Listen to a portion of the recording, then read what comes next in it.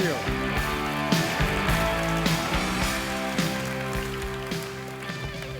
Thank you. Thank you for being here. Thank you for coming so far and making such a sacrifice. And I promise you that this will be a good time together. I'll make this worth your while.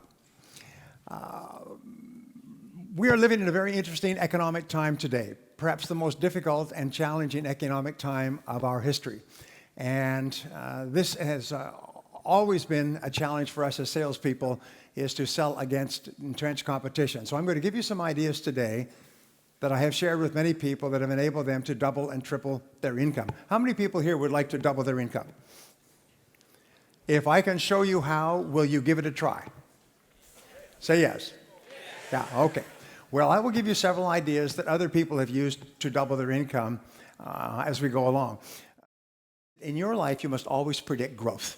You must always predict that things are going to grow. And you must always work as though things are going to grow, because it is your attitude more than anything else that will determine your level of success. Even when the economy is going down, some people and some companies are doing well.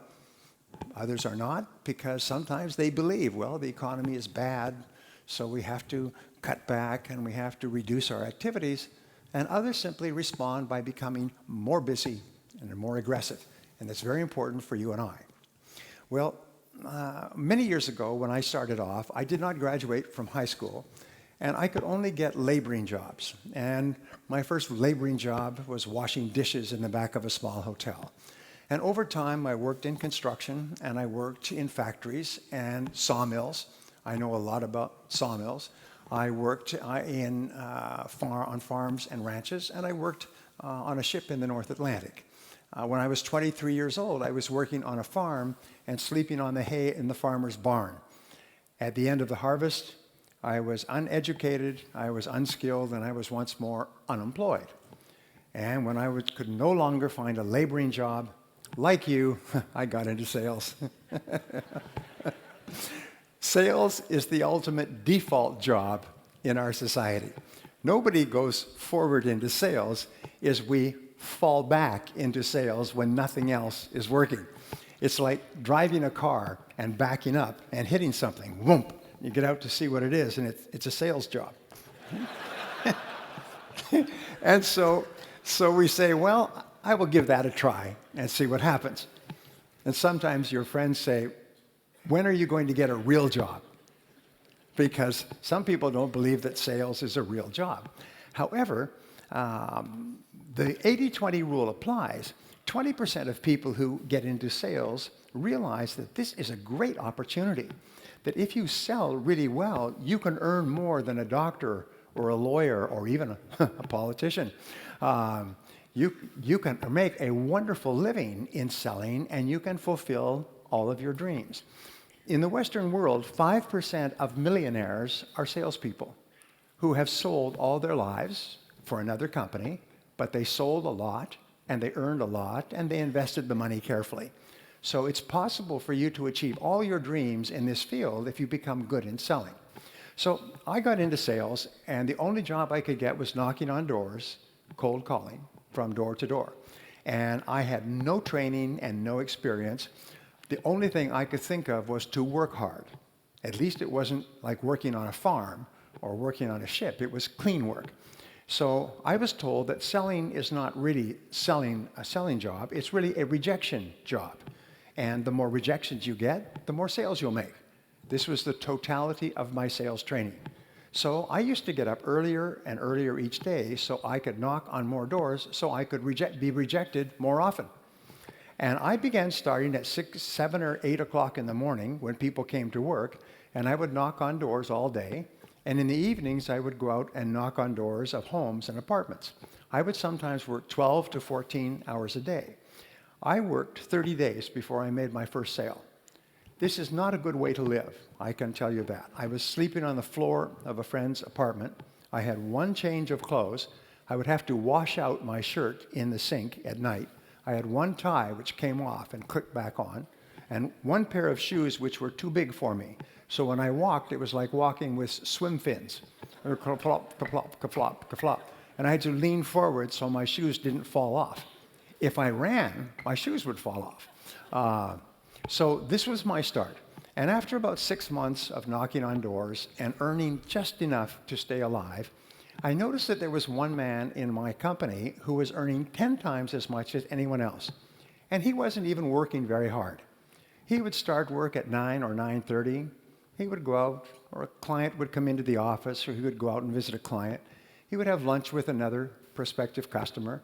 He would make sales in the afternoon, and he would quit at 4:30 or 5. And he went to beautiful restaurants, and he had nice vacations. He had a beautiful apartment, and he had a pocket full of money, and he had no financial problems, and he was selling the same product that I was selling out of the same office at the same price to the same people under the same conditions. So I did something, about 6 months later, I did something that changed my life. I still recall this changed my life. In your lifetime, by the way, you have experiences, and it's usually an idea or a concept. Something happens and your life goes in a different direction.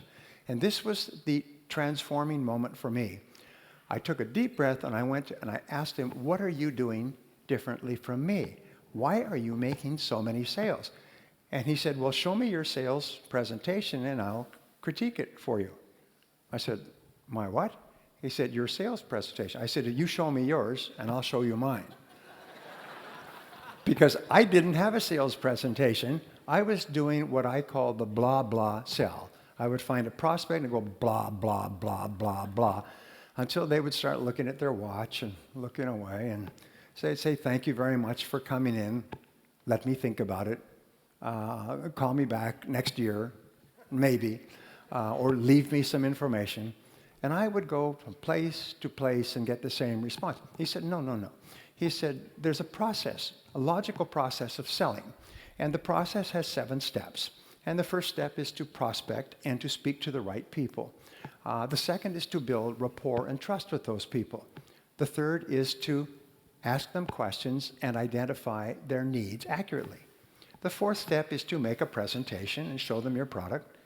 The fifth step is to answer their objections. The sixth step is to close the sale. And the seventh step is to get resales and referrals. Now, he probably didn't tell me all that, but what he did give me was a very simple presentation. And instead of going out and talking, I went out and asked questions, and my sales went up. And I remember people treated me differently when I asked them questions as opposed to talking. And so I began to ask more and better questions. Then I began to read on sales, and I read everything I could find. And then I would listen to audio programs, and then I would actually started going to sales seminars. And I did 2 things which really had a profound effect on my career. Number one is when I heard a new thing, I would immediately try it out. I noticed that many other people heard the same things, but they took no action. They wouldn't take any action at all, whereas when I heard something new, I would run out and I would try it out quickly. Number 2 thing that I learned is that nothing works. Even the best ideas don't work. At least they don't work the first time. And sometimes they don't work the first 5 times or the first 10 times. So I made a resolution that if I heard a good idea, I would try it 5 or 10 times before I passed judgment. 10% of people think about what they want and how to get it most of the time. They think about what they want and how to get it. So I'm going to give you a simple word that you can use for the rest of your career, which will double your income. And the word is how. Say how. Okay. From now on, whenever you have a goal, the only question you ask is how. Whenever you have a problem to solve, the only question you ask is how. If you have an obstacle to overcome, the only question you ask is how. Now, the wonderful thing about the word how is that it triggers ideas, and the ideas are all for actions that you can take immediately. And when you take those ideas, you start to get feedback, which enables you to correct your course and take even better steps to achieve your goals. So the average person, when they have a problem, complains and blames other people about the problem. Top people, when they have a problem or goal, they simply say, how can I achieve this goal? And they try this, and they try that, and they try something else, but it never occurs to them that they will not eventually be successful. So they think about what they want and how to get it most of the time. But what we found is people in the top 10% in every field think in terms of their hourly rate, how much I earn each hour. Now, this change in thinking changes your entire life. I know because I've taught this principle to thousands of people who literally transformed their lives and their incomes almost overnight. If you think in terms of how much you earn in a week or a month, well, then you have a natural tendency to waste time during the day. Monday is a slow day. You're recovering from the weekend. Tuesday, you start to work. Wednesday, the week is almost over. Thursday, you start to slow down. And now it's Friday. Who gets anything done on Friday? We'll do it on Monday. And so people's ability to produce drops. And since 80% of the population thinks like this, if you're not careful, you'll find you are surrounded by people who waste time. The biggest time wasters in the world are other people who want to waste your time. And the way that they waste your time is by talking. Talk. No work, just talk. Or play on the computer, or phone home, check the movies, go shopping, drink coffee, start late, leave early, long lunch hours. How am I doing so far? Does it make you uncomfortable? Say yes. Because it starts to become a habit. Remember, human beings are always trying to do what is pleasurable and what is comfortable. And over time, they do more and more pleasurable things, which are talking to your friends and having coffee and going for lunch. And soon, the average person is not working at all. So when you start thinking in terms of your hourly rate, it transforms your life. And what we have found, and we talked about this morning, is that in terms of your hourly rate, there are only 3 things that you do that account for 90% of your income. In every field, it's always the same. There's only 3 things. When you think of your hourly rate, you have to think of what we call the law of 3. What are the 3 things that you do that pay you the highest hourly rate, that pay you the highest potential income? Well, Columbia University did a study some years ago, and they found that the average salesperson works only 90 minutes a day. The average salesperson spends all of their time warming up and resting, warming up. The average salesperson makes about 2 calls a day, 1 in the morning, 1 in the afternoon. And in between, they're getting ready, and they're making excuses, and they're drinking coffee, and they're reading the paper, and they're checking their email, reading spam, and so on. But they only work 90 minutes a day. And they did that first study in 1928.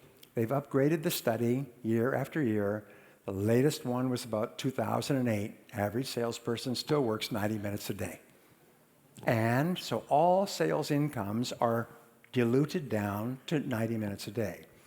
So we find that there's only 3 things that you do that pay you your desired hourly rate. And they are prospecting, presenting, and closing the sale. Finding new people to talk to, talking to those new people, and getting them to take action. I was working for a large company at the beginning of this recession, and they said, we're bringing you into our annual convention to talk to our 350 salespeople, national company, and I asked them a lot of questions, which I do, and one of the questions was, what are your feelings about business for the coming year? They say, our business will be down by about 30% this year because of the recession. I said, well, why don't you set a goal to increase your business by 30%? They said, no, that's not possible. Don't you read the newspapers? We are in advertising. Business is down, and business is going to be slow, and we're adjusting to that. I said, well, you know your salespeople only work 90 minutes a day. Why don't you just get them to work 3 hours a day, and you can increase your sales rather than decrease your sales? And he said, no, that's not true. Our salespeople are professionals. They have an average of 11 years of experience. These people have been in the business for a long time. He said, they couldn't possibly be working 90 minutes a day. They work all day long. I said, no, they only work 90 minutes a day. So this is not a good way to start a business relationship.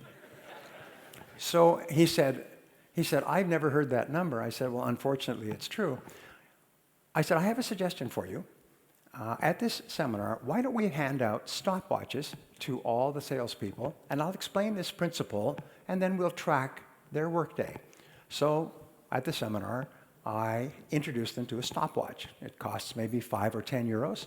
And I got them to agree that for the next month, every salesperson, when they went in to see a prospect, they would click on the stopwatch, and when they went out, they'd click it off, and they'd just keep clicking it, and it would keep adding up. At the end of a day, they could see how many minutes they'd spent with customers. And at the end of a week, they could see how many minutes. And they said, great. So the seminar was very successful.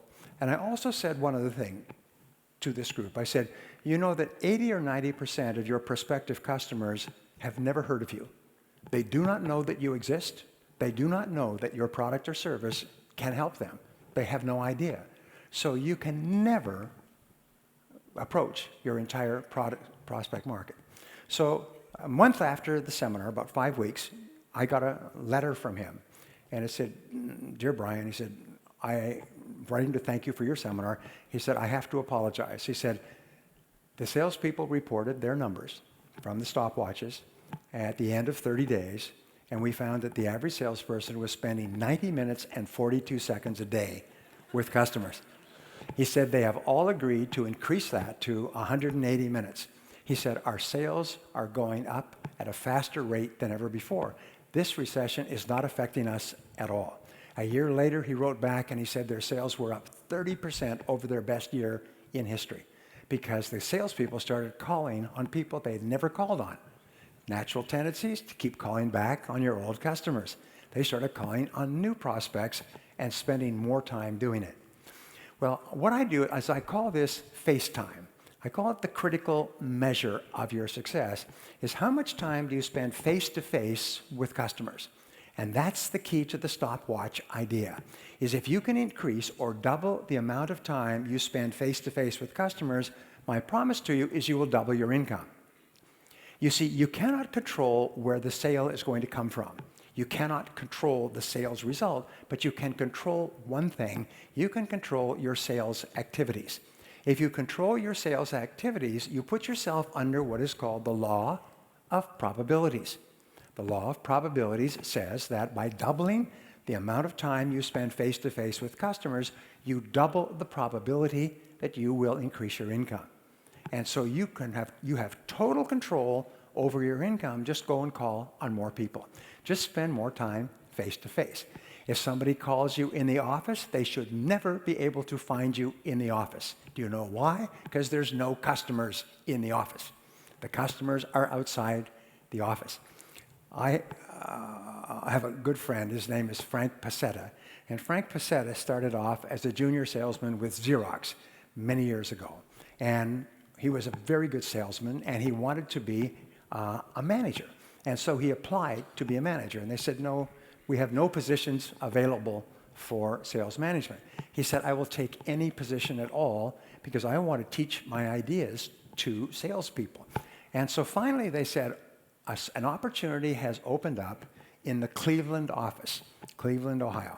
It's the worst performing office of Xerox in the world. Of 2,000 offices, it is the lowest performing office in a major city.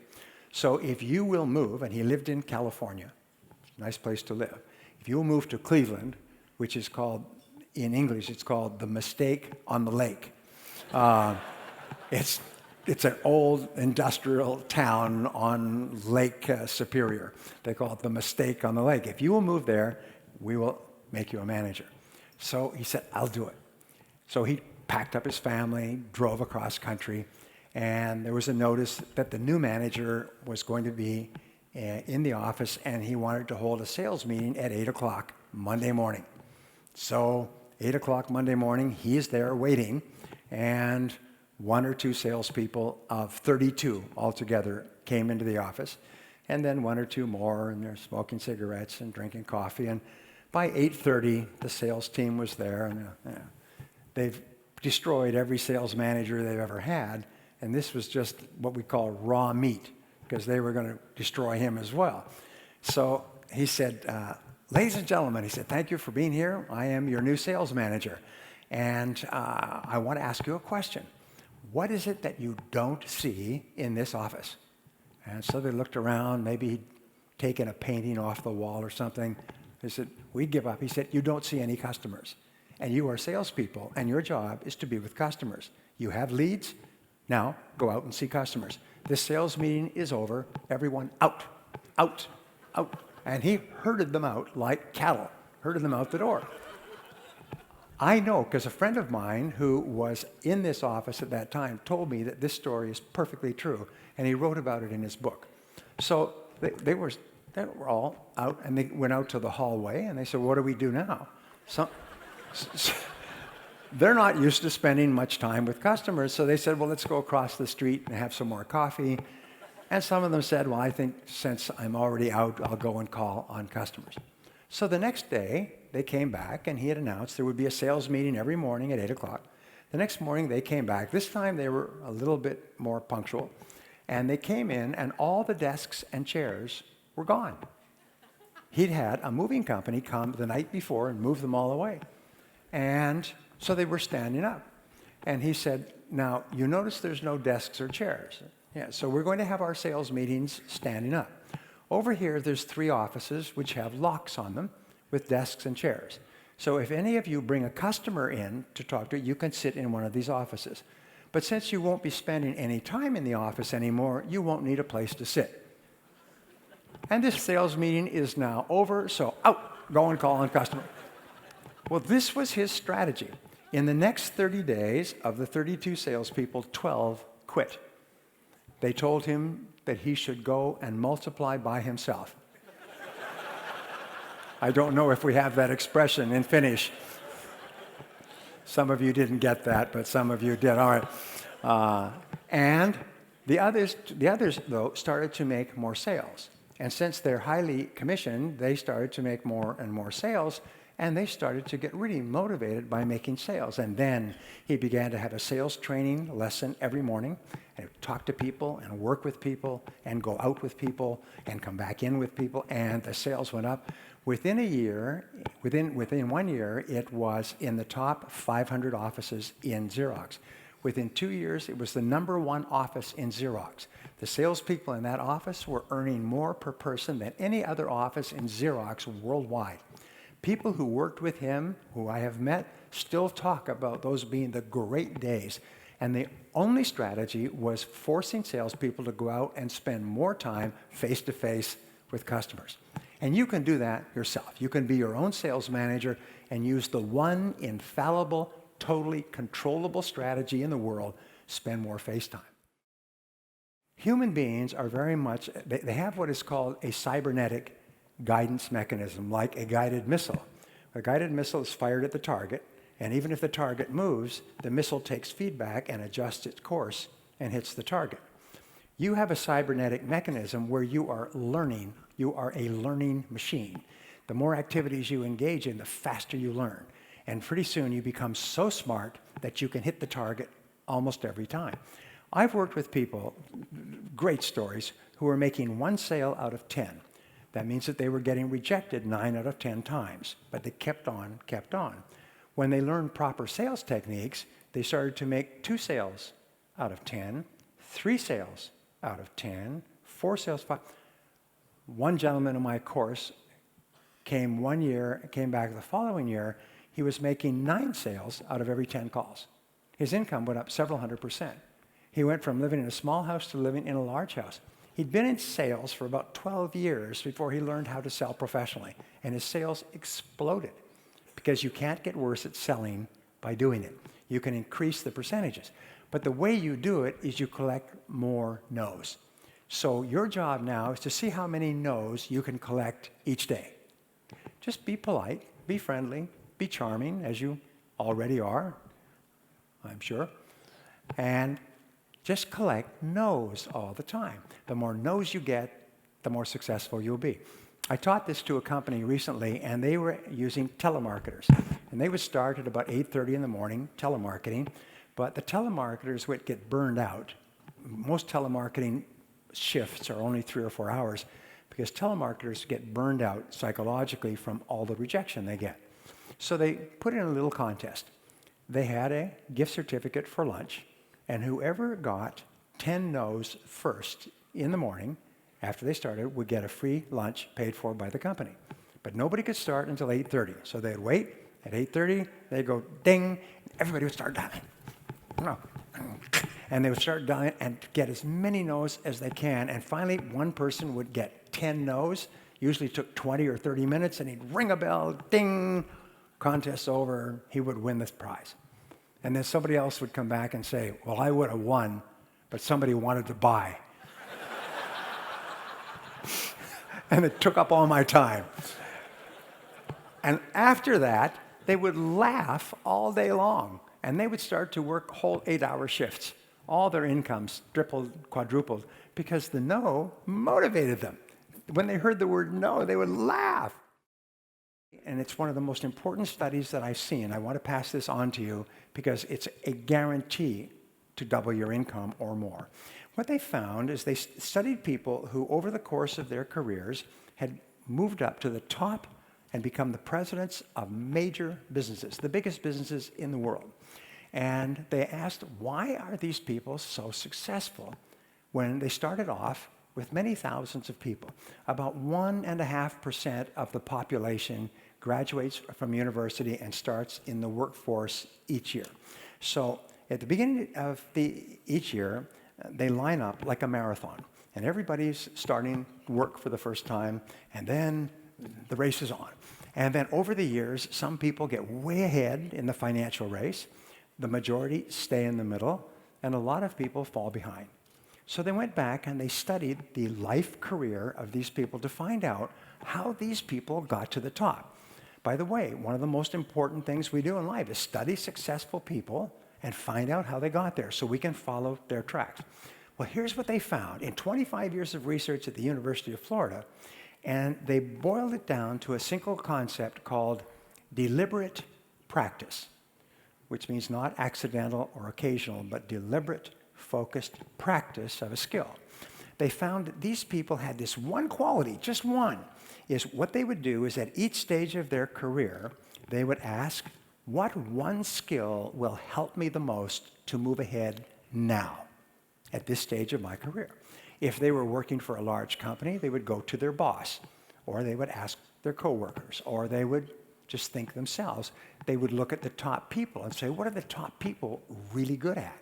And then they would pick one skill like a sniper. They'd pick one skill, not a lot of skills, just one, the one that would help them the most. And they would write it down as a goal, and they would make a plan, and then they would work on developing that skill. And they would work every day on that skill until they had mastered the skill. How would they know when they had mastered the skill? People would start to say, you're very good at that. You are very good at negotiating. You are very good at getting appointments. You are very good at closing sales. People would start to compliment them on how good they were. And at that point, they said, okay, now I own this skill. Now, which one skill will help me the most? So I'm going to give you just a quick exercise. This exercise is life-changing if you take it. Ask yourself this question. If you could wave a magic wand, it's my magic wand, and overnight you could become absolutely excellent at any one skill in your business or your life, what one skill would help you the most to double your income? If you could become absolutely excellent overnight, what one skill would help you the most to double your income? Please write it down. What's the one skill? Write it down. So position yourself in your mind as a helper. You're there to help them, not to sell anything. That takes the pressure off of you, and it takes the pressure off of them. You're almost like a doctor of selling. Now, if you go to a doctor in Finland or anywhere in the world, doctors always follow a 3-part process. If a doctor does not do this, it means that the doctor is not a good doctor. The first part of the process is what? When you go to a doctor, what's the first thing they do? They do an examination. You can imagine going to a doctor and you say, hello, doctor, I've got stomach pains. And the doctor says, okay, let's do some surgery. Or, okay, here's a prescription. Take these pills. You say, well, you can't do that. You have to examine me first. You have to find out what my need or my problem is before you make a recommendation. What is the second thing that a doctor does? Second step in the process. It's a diagnosis. And the diagnosis is where you take what the patient has told you and the results of the test, and you say, this is our problem. I remember I had a medical problem a few months ago, and I went to 2 or 3 specialists, and I went finally to another specialist, and finally to another specialist, and they sent me for a test, and the test told me exactly what the problem was. It took about 2 months. But the first process is diagnosis. And once they had the diagnosis, very simple to deal with it, sort of. Anyway, the first part is the examination. The second part is the diagnosis. And then if the diagnosis is satisfactory and the patient agrees, then what is the third part? I see my coming here was an emergency. The third part is the prescription, the course of treatment. In a sales conversation, the last thing that comes up is the prescription, the course of treatment, the recommendation to purchase the product or service. Selling out of sequence kills the sale. If a doctor said, get up here on the table and let's operate, you'd say, I'm getting out of here. Let me think it over. I will get back to you at another time. You would flee if the doctor tried to give you a prescription or a course of treatment without doing an accurate examination and diagnosis. So from now on, see yourselves as doctors of selling. Stage number 2 in selling, and it's part of stage number 1, is to establish rapport and trust, credibility. And you establish rapport and trust by focusing on the relationship rather than on the sale. The very best salespeople are the ones who form the very best relationships with their customers. They make it clear to their customers that they like them and they care about them, and they ask them questions. At the Harvard Business School, they came to this conclusion a few years ago that in the 21st century, all selling would be relationship selling. All success in business will be based on relationships. Your very best customers, I can tell you, are the people that you like and the ones who like you. 85% of your recommendations and referrals will come from people who like you and people who feel good about you. So focus on the relationship and the sale will take care of itself. If you aim at the sale or you think too much about the sale, what will happen is you will have neither the relationship nor the sale. So how do you build a high-quality relationship with other people? Well, here's the rule. The rule is that listening builds trust. Customers want a relationship before anything else, and listening builds trust. So how do you get a chance to listen? The key to making sales is to ask questions. And the very best salespeople are simply those who ask really good questions. Now, the second part of listening is to pause before replying. Is when the person stops talking, pause. Allow silence in the room. You see, we say that selling takes place with the words, but buying takes place in the silence. If the customer does not have enough time to process, then what happens is they don't have enough time to buy. So when they finish speaking, pause and let them think, and maybe they want to continue, or maybe they're finished talking. But when you pause, you tell the person that what you said is very important, and I'm thinking about it before I respond. If a person says 1, 2, 3, and you say 4, 5, 6, A, B, C, D, F. If you respond immediately after a person has finished speaking, what are you actually saying? Is I don't care about anything you said. I was just waiting for a chance for me to speak.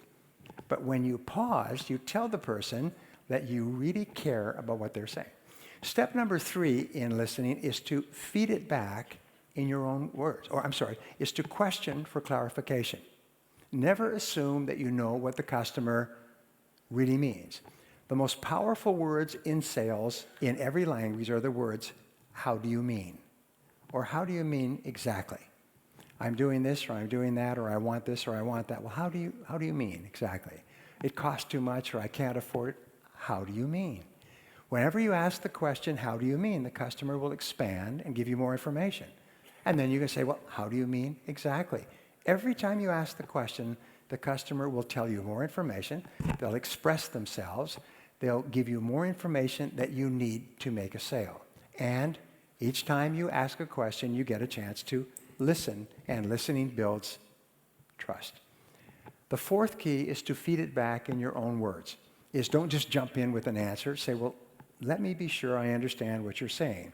This is what you're doing now, and this is what you're trying to do in the future, and this is your concern or your question. Is that right? And they'll say, yes, and this is proof that you were really listening. And people are immensely flattered when you can feed it back in your own words. So those are the 4 keys. Listen intently, pause before replying, question for clarification, and then feed it back in your own words before you speak. So I'll give you a technique, by the way. This will double your income. This technique is so powerful. It's been found that the top 10% of salespeople in 32 industries use this technique. And you teach this technique to people, and they won't use it. But in every audience, I say, does anybody use this technique? And there's always be somebody. I'll say, how does it work? And they'll say, it's like their seat was electrified. They'll go, customers love it. I mean, and it's a very simple technique. It's called the agenda close. The agenda close is where you close the person on an agenda. So for example, what you would do is you would say, Mr. Prospect, I know how busy you are, so I've prepared an agenda for our meeting. That now positions you as a professional. It positions you as a consultant. An agenda. You see, only professionals use agendas. Non-professionals go in and just talk. So what you do is, I've prepared an agenda for our meeting, and you take a piece of your stationery, this is Nordic Business Forum, and you write agenda for meeting with the person's name, correctly spelled, very important, and the time and date. And then you have 5 or 7 questions. Odd numbers are better than even numbers. 7 is one of the most powerful cosmic numbers. So I always think in terms of 7s. So you have 7 questions. And so I've prepared an agenda for our meeting, and you space the questions over the page so a person can take notes. You write it in large print so a person does not have to get a magnifying glass to read it. And then there's 1, 2, 3, 4, 5, 6, 7. Well, customers are astonished. They take it like this, and it's got their name and their time and their business on it. And they sit, and then you have a copy yourself. You say, if we can just go through these questions, then you will know and I will know if this is a good idea for you or it's not. And at the end of the series of questions, you say, well, it looks like what we're offering and what you need seem to fit together pretty well. Can I show you some of the details? And then you shift gears and you shift into the presentation. Now, just like identifying needs accurately is the turning point or the hinge on the gate or the door, the presentation is where the sale is made. You make the presentation by presenting your product or service in a special way. And this is worth $1 million to you over the course of your career. This one piece of advice is people don't care what your product is. They don't care about you. They don't care about your company. They don't care about the background of your company, and they don't even care what the product is. People don't care. The only thing they care about is what this product or service does for me. You know, if you have a little child, the child says, me, mine, me. All customers care. They're just children with better excuses. All they think about is me. What do I get? What's in it for me? And what they want is they want a change in their life. They want an improvement in their life, a result, a benefit, or highest of all is a transformation. They want to be transformed. There is an ABC theory of motivation that applies to selling. And A in English stands for antecedents, or what happens in the past. B stands for behavior, and C stands for consequences, what happens as a result of buying. Here's the rule. 15% of buying behavior is determined by the past. 85% of buying behavior is determined by the anticipated future. What is going to happen as a result of me buying? So, as we say, if you are selling a tour to the Canary Islands, spend 90% of your time talking about the destination and only 10% talking about the plane that you fly to the Canary Islands in. Most salespeople spend 90% of their time talking about the plane and only 10% of the time talking about the destination. Imagine if you went to a travel agent and you said, I want to take a vacation to the Canary Islands. And they said, well, let me show you how this plane works. And they take out a diagram of the airplane you're going to fly on and how you walk up the rampway and where you sit and the food they serve and the movie. You think, I don't want to hear about this. I just want to know about the islands and the palm trees and the ocean and the warm water and so on. So talk 90% about the change that will take place in the customer's life. Now, going back 6,000 years to ancient Sumeria, when they first began the first open markets, customers have only bought one thing in 6,000 years. Can you guess what it is? Well, the answer is improvement. Customers only buy improvement. The reason they buy is that they feel that the quality and quantity of the improvement will be greater than the cost and the trouble of using it or learning how to use it. When you answer objections, write down and say, what are the objections that I normally get? What we find is that no matter what you sell, there's never more than 6 objections. And we call this the law of 6. And sometimes there will be several price objections, several utilization or quality objections, or several aesthetic or color objections. But your objections will categorize into roughly 6 groups. And then what you do is you just develop a powerful answer for each objection.